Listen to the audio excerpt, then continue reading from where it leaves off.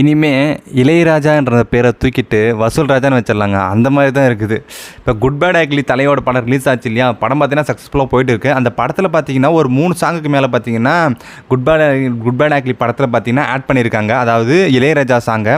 அந்த சாங்குக்கு பார்த்தீங்கன்னா இப்போ இளையராஜா கோட் பண்ண ப்ரைஸ் எவ்வளோ தெரியுமா? Copyright price 5 கோடியாங்க.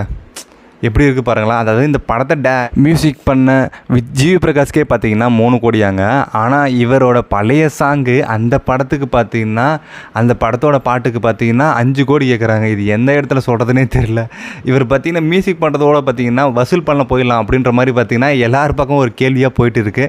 படம் பார்த்தீங்கன்னா இப்போ தான் பார்த்தீங்கன்னா நிறைய கலெக்ஷனை பார்த்தீங்கன்னா அஜித் படத்துக்கு ரொம்ப நாள் கழிச்சு வரக்கூடிய நேரத்தில் பார்த்தீங்கன்னா இப்படி ஒரு சேர்ச்சியை பார்த்தீங்கன்னா கிளப்பிட்டுக்கிறாரு. இது இளையராஜா அவர்களே, ஏன் எதுக்கு இப்படி ஒரு சேர்ச்சியை கிளப்பிறீங்கன்னு தெரியல. உங்களோட பேரை பார்த்தீங்கன்னா நீங்களே கிடைக்கிறீங்க.